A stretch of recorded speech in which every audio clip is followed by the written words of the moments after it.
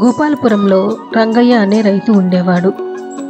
అతనికి పెళ్ళైన ఎన్నో సంవత్సరాలకి లేక ఒక కొడుకు పుట్టాడు. వాణ్ణి రంగయ్య అతని భార్య చాలా గారాబంగా పెంచారు. ఎంతలా అంటే వాడు ఏమి కోరితే దాన్ని తెచ్చి ఇచ్చేవారు. రంగయ్య కొడుకు పేరు భీమరాజు. భీముడిలాగానే కండపుష్టి కలిగినవాడు. ఊరి మీద గొడవలకు వెళ్ళి ఇంట్లో వాళ్ళకి మనశ్శాంతి లేకుండా చేసేవాడు. ఒకరోజు రంగయ్య కొడుకుతో, నువ్వు ఈ ఊళ్ళో ఉంటే సరిగ్గా చదువుకో, నీ చిల్లర స్నేహితులు నిన్ను చదువుకోనివ్వరు, కాబట్టి నిన్ను పట్టణంలో ఉన్న స్కూల్లో వేస్తాను అంటూ భీమరాజుని పట్టణంలోని స్కూల్లో వేశాడు. ఫీజు కూడా కట్టాడు. 4 రోజులు అయ్యిందో లేదో ఇంటికి పరిగెత్తుకుంటూ వచ్చాడు భీమరాజు. స్కూల్లో వాళ్ళకి చెప్పకుండా. చేసేది ఏమీ లేక రంగయ్య ఊరుకున్నాడు. చదువుతో పెద్దవాడు అయ్యాడు భీమరాజు. రోజు తినటం, స్నేహితులతో తిరగటం, ఇంటికి వచ్చి పడుకోవటం, ఇది భీమరాజు దినసరి కార్యక్రమం. రంగయ్య పొలంలో ఎంతో కష్టపడి పనిచేసి ఇంటికి వచ్చేవాడు. భీమరాజు తండ్రికి ఏమాత్రం సాయపడేవాడు కాదు. ఏదైనా అంటే ఇంట్లోంచి వెళ్ళిపోతానని బెదిరించేవాడు.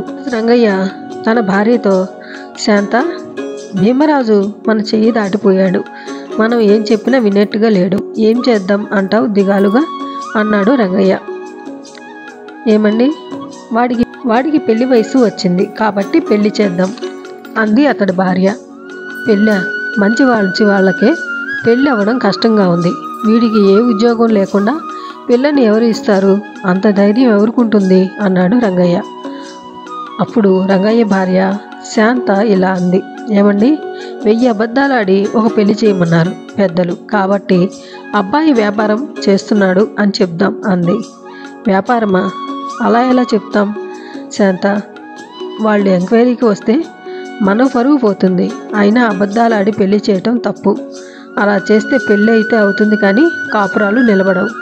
ఒక పని చెయ్యి, మీ పుట్టింటి తరపున ఎవరన్నా బంధువులు అమ్మాయి ఉందేమో కనుక్కో అన్నాడు రంగయ్య. ఎందుకు లేరు? పుష్కలంగా ఉన్నారు, 10 మంది దాకా. కానీ వీడికి మాత్రం పిల్లని ఇవ్వరు. మన భీమరాజు విషయం నీ తరపు వాళ్ళు, నా తరపు వాళ్ళ బంధువులకి అందరికీ తెలుసు. కాబట్టి వాళ్ళను అడిగి మన పరువు పోగొట్టుకోవడం కంటే ఎవరన్నా లేనింటి అమ్మాయిని తెచ్చి భీమరాజుకి పెళ్లి చేద్దాం. కష్టసుఖాలు తెలిసిన అమ్మాయి అయితే కాపురం చక్కగా చేసుకుంటుంది. ఏమంటారు అంది శాంత రంగయ్యతో. నువ్వు చెప్పింది సరిగ్గా సరిపోతుంది, అదే చేద్దాం. పక్క ఊర్లో ఉన్న నా స్నేహితుడు భద్రయ్య కూతురు సంధ్య ఉంది, చక్కగా ఉంటుంది. అన్ని పనులు చురుగ్గా చేస్తూ భద్రయ్యకు కొండంత అండగా ఉంది. అయితే తల్లి చిన్నప్పుడే చనిపోయింది. భద్రయ్య మాత్రం కట్నం ఏమీ ఇచ్చుకోలేడు. మొన్న ఒకసారి నాకు కనపడినప్పుడు చెప్పాడు, తన కూతురికి ఏదైనా సంబంధం ఉంటే చూడమని. పెళ్ళి అయితే చేస్తాను, కట్నం ఏమి ఇచ్చుకోలేను, నాకు ఉన్న ఇల్లు ఎప్పటికైనా నా కూతురికే ఇస్తాను అని. అయితే ఇంకేమండి, ఆ తల్లి లేకపోతేనేమి, మనం ఉన్నాంగా, ఆ అమ్మాయికి ఏ కష్టం రాకుండా నేను చూసుకుంటాను అంది శాంత. కష్టపెట్టడానికి నీ కొడుకు ఉన్నాడుగా, వాడి నుంచి నువ్వు నేను కాపాడగలమా అన్నాడు రంగయ్య. ఏమో, గొడ్డు వచ్చిన వేళ పిల్ల వచ్చిన వేళ అని సంధ్యను చేసుకున్నాక భీమరాజు మారవచ్చు కదా. ఏమో అంది శాంత. నువ్వు చాలా ఎక్కువగా ఆశపడుతున్నావు శాంత. కొంతమందికి పుట్టుకతో వచ్చిన బుద్ధి పాడు ఎక్కేదాకా పోదు అన్నాడు రంగయ్య. అయ్యో రామా, శుభమా అని పెళ్లి గురించి మాట్లాడుకుంటుంటే పాడి గురించి మాట్లాడతారేమిటి మీరు? ఇక చాలు ఆపండి, రేపే వెళ్ళి భద్రయ్యతో మాట్లాడి పెళ్లి సంబంధం కుదుర్చుకురండి అంది శాంత. దేవుటి, నీ కొడుకు ఆ అమ్మాయిని సంధ్యను చూడాలిగా అన్నాడు రంగయ్య. వీడి మొహానికి పెళ్లి చూపులు కూడానా? ఏం పర్వాలేదు, వాడికి తెలుసు నాకు పిల్లని ఎవరు ఇవ్వరు అని. తల ఎత్తకుండా తాళి కడతాడు అంది శాంత. అయితే ఆ పిల్లైన వీడి మొహం చూడాలిగా అన్నాడు రంగయ్య. అయితే ఓ ఫోటో మీ వెంట తీసుకెళ్ళండి, ఆ అమ్మాయికి నచ్చితే ముహూర్తాలు పెట్టుకుందాం అంది శాంత. సరే అన్నాడు రంగయ్య. మర్నాడు రంగయ్య భద్రయ్య దగ్గరికి వెళ్ళి భీమరాజు ఫోటో చూయించి ఉన్న విషయం అంతా భద్రయ్యకి చెప్పాడు. సంధ్యకు కూడా వివరించాడు రంగయ్య భీమరాజు గురించి. సంధ్య పెళ్లికి ఒప్పుకుంది. ఎందుకంటే తన తండ్రి ఇంతకంటే మంచి సంబంధం తీసుకురాలేడని.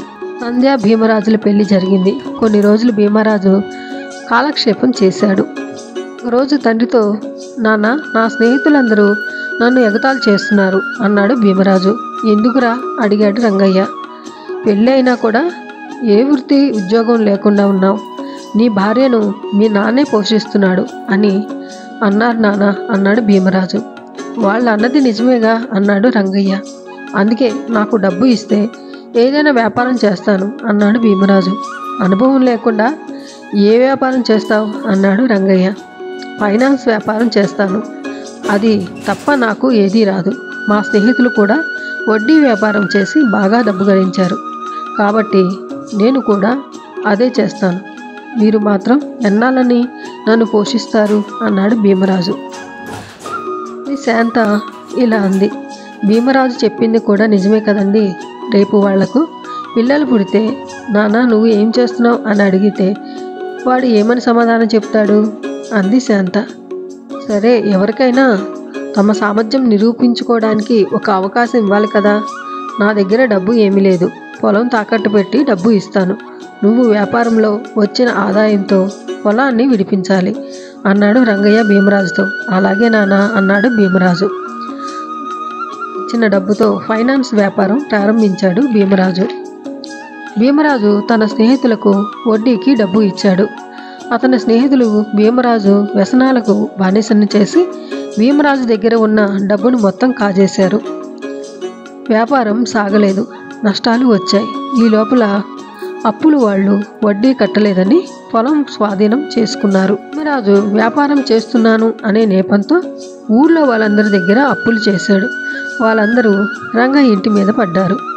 ఇక చేసేది లేక రంగయ్య ఇల్లు అమ్మకానికి పెట్టాడు. శాంత ఏడుస్తుంది. కోడలు అత్తగారిని ఓదార్చింది. బాధపడకండి అత్తయ్య, మామయ్య గారు అన్నట్టు మీ అబ్బాయికి ఒక్క అవకాశం ఇచ్చి చూశారు. ఆయన ఆ అవకాశాన్ని ఉపయోగించుకోలేదు. అలా అని మనం బాధపడుతూ కూర్చుంటే ఇల్లు ఎలా గడుస్తుంది? ఇప్పటికే మామయ్య గారు చాలా కుంగిపోయారు అని ఓదార్చింది.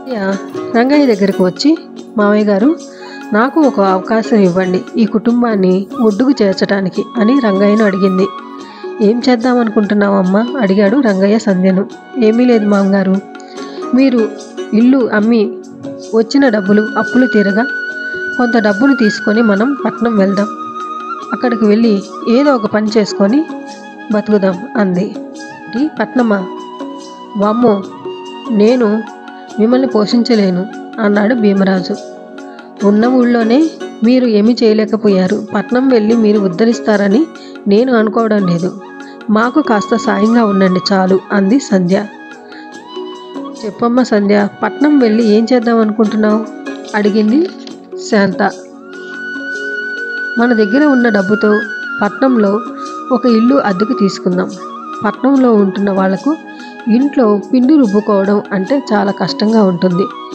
వాళ్లకు మనం ఒక పిండి మిషన్ కొందాం. దానితో ఇడ్లీ, దోశ, గార పిండిని రుబ్బి కిలో ఇంతని అమ్ముదాం. ఆ వ్యాపారం మంచి లాభాలు వస్తాయి అంది సంధ్య. నీ ఆలోచన బాగానే ఉంది సంధ్య. ఈ ఊళ్ళో తలదించుకొని బతకడం కంటే వేరే ఊళ్ళో కష్టపడి బతకడం మంచిది అన్నాడు రంగయ్య. అంతే కదా మావయ్య, ఈ ఊరు నుంచి పట్నం వెళ్దాం అనటానికి మరొక కారణం కూడా ఉంది అంది సంధ్య. ఏమిటది అన్నాడు రంగయ్య శాంతులు. మనం ఇంకా ఈ ఊళ్ళోనే ఉంటే మీ అబ్బాయి బాగుపడడు. అందుకే పట్నం మనుషులకు చూస్తేనైనా జీవితం అంటే ఏమిటో అర్థమవుతుంది అంది సంధ్య. రంగయ్య ఇలా అన్నాడు, సంధ్య, నువ్వు చాలా తెలివిగా ఆలోచించావమ్మా. నీ ఉపాయం చాలా బాగుంది.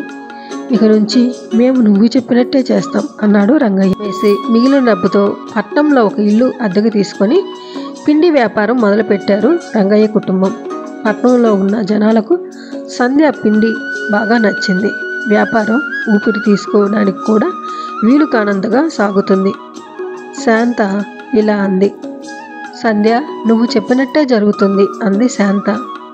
ఈ పిండి మాత్రమే కాదత్తయ్య, ఇక్కడ జనాలను బట్టి నాకు తెలిసినదేమిటంటే వీళ్ళకి సరియైన వంట కూడా రాదు అని. ఉదయం మనం కర్రీ పాయింట్ పెట్టి కూరలు అమ్ముదాం, సాయంత్రం పిండి అమ్ముదాం, మంచి లాభాలు వస్తాయి. దాంతో ఊళ్ళో అమ్మిన మన ఇల్లు మళ్ళీ కొనుక్కుందాం అంది సంధ్య. ఊళ్ళో ఇల్లు కొన్నాం కానీ సంధ్య, ఆ ఊళ్ళో మాత్రం మనం ఉండద్దు అంది శాంత.